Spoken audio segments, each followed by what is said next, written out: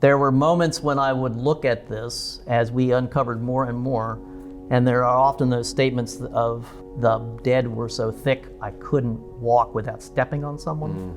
We were very close to that in some situations where you had to be very careful where you stepped and how you stepped, because no matter where you put your foot, you might be stepping on somebody. And that's a very difficult space to operate in. Sure. So I'm joined here today by historical archaeologist and my friend Wade Katz, who led the recovery team that did archaeological excavations at Red Bank Battlefield in New Jersey, where they found the remains of Hessian soldiers, German troops that served as allies of the British Army in the Revolutionary War, just 20 minutes from where we're sitting here at the Museum of the American Revolution. What started out as a public archaeology project, which was, and is still in many ways functioning as a public archaeology project, kind of changed its direction when we encountered human remains in the bottom of the fort ditch. So this was an area of the fort that the county, Gloucester County, had just acquired and wanted to sort of have a sense of what was there. It's an old adage in archaeology that the most amazing thing you're going to find always occurs on literally the last day and the last hour. About a week or so earlier, we had actually recovered a gold coin from the bottom of the ditch as well. That gets my attention. And what's up with that? And that was a 1766 British King George III guinea, which is probably worth about a month's pay for the average Hessian soldier. Oh, okay. And that was pretty exciting, and I thought, that's wonderful. That's going to be the story, that's right? That's the story. So when we excavated the next unit adjacent to that, and that was a decision that my colleague and I, Dana Link, we decided that it would be worthwhile to open up another unit that is in the ditch. Right? Our sampling scheme was only to get a rough idea of what this looked like. It wasn't going to be a full-blown data recovery excavation, if you will. And so the second unit we opened is the one that encountered a human femur. And it encountered the human femur in about the last hour to an hour and a half of the project, which then brings the state police to the site and some discussion about who handles human remains and how do we do this. We reached an agreement, the county reached an agreement with the state police forensics department, and Anna Delaney is the forensic anthropologist for the state So they've got police. to determine, is this a murder victim? Or Exactly. Right. And then you cannot determine who somebody is based on a femur. Sure. You can't tell what sex or age or anything, Okay. or ethnicity, if you will. So that required further excavation to try to understand what was there. And by that point, the county had also decided that they would like to expand the excavation of the ditch and let's see what else might be there. So then that in turn led to more individuals being found, more sets of human remains. And at this point, we are at 14 minimum number of individuals.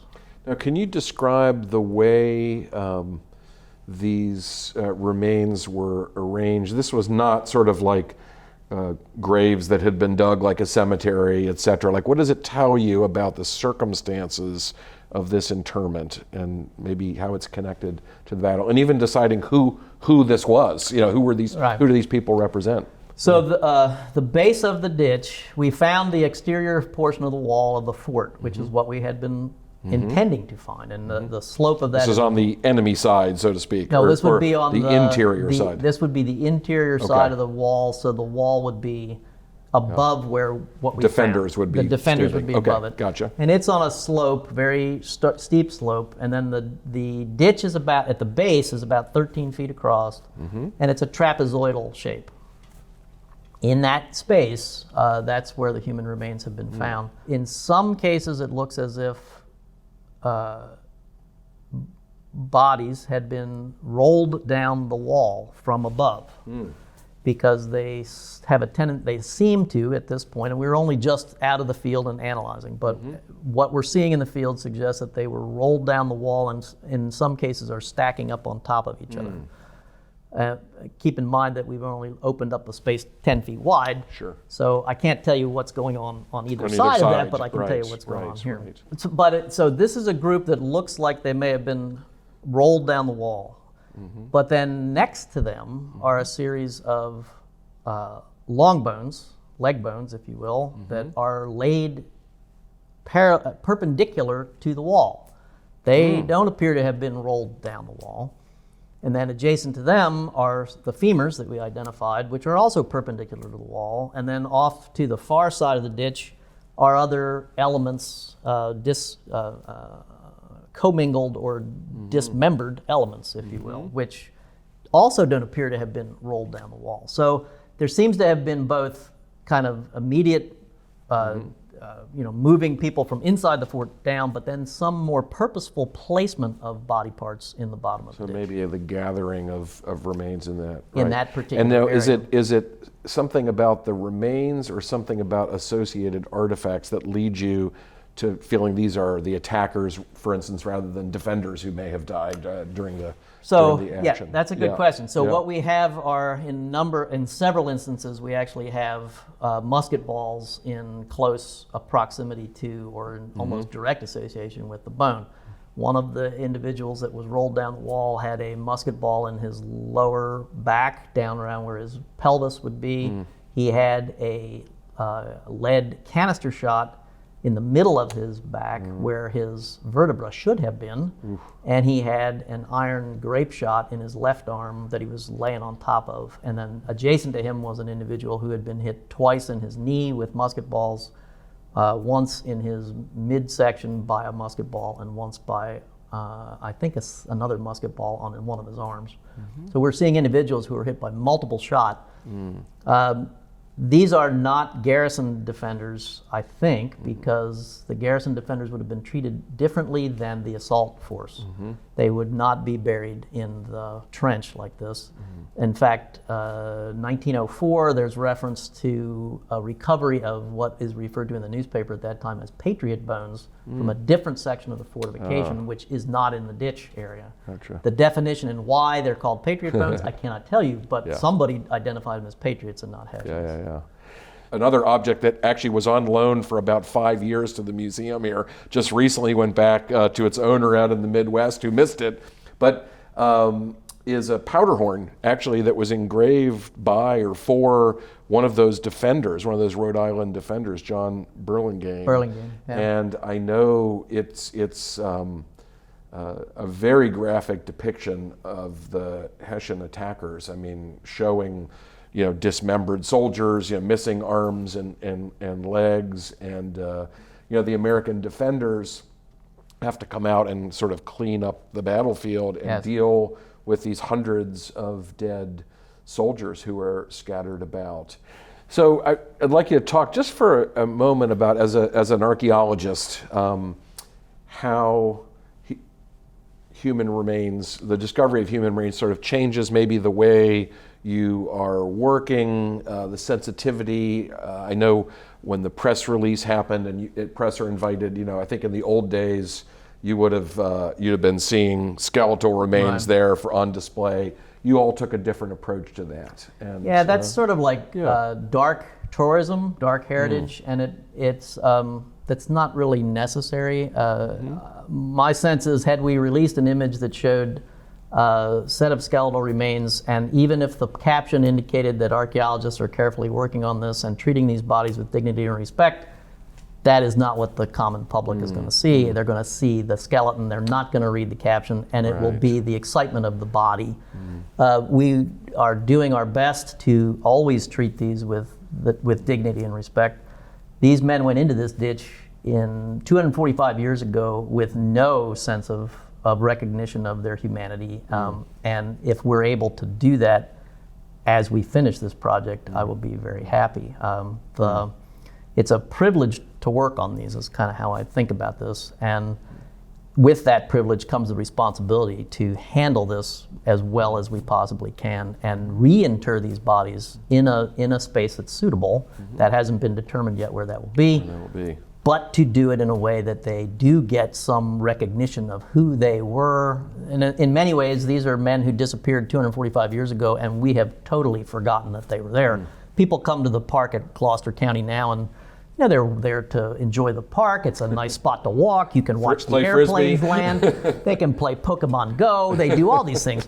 But few people there recognize that they are actually walking on an unmarked cemetery. And we have now identified that. So what I would like to be able to do when we finish this and they begin to think how to use that space, we will have the locations of every one of the crania that we identified known, and those points could actually be used as markers on the ground surface so that people could know this is not abstract. This is a spot where we really had. Now, with the bodies. tools that you have, DNA, other types of scientific evidence, I'm assuming that type of analysis is being done. Does that give you the prospect of maybe even putting a name to a set of remains? I mean, is that beyond imagining that we would actually know who those young men were? We are going to do every possible technique to do that. And so extracting 245-year-old DNA from a bone that's been in the bottom of a ditch for a long time, or from teeth, which is often where you get the best DNA, that's a challenge, but we will do that and then have those analyzed to see if we can't find descendants of who these individuals were, or collateral descendants, if you will, depending on what their age was. We can clearly see in the teeth now that we have a range of people. We have one individual who's probably between the age of 17 and 21 based on dentition, but immediately adjacent to him is somebody who's heavier jaw, older, at least over the age of 21 or 25. There is a mix of people in the bottom here, and so I'd like to do more research onto the Mirbach Regiment, the Grenadier battalions, and find those muster roll information and on all that data, payroll information, anything we can get for the specifics of the regiments. We have a tendency to cover the Hessians as 30,000 individuals who came to fight, and we know their officers and we know what they wrote. This is an opportunity to look at the common soldier who was part of this, and there are 14 individuals in the bottom of this space that have a lot of story that they can tell us. They all die on the same day. They're all buried probably on the same day. And they're sort of a cohort, if you will, a population that we can learn all kinds of information from through DNA, through stable isotope analysis. We can get diet, we can get stature, we can get a whole range of things through the normal kind of analyses of human remains. We haven't had a chance to talk about all your background as an archaeologist working on lots of Revolutionary War sites. I've done a little bit of archaeology in my past, obviously a historian.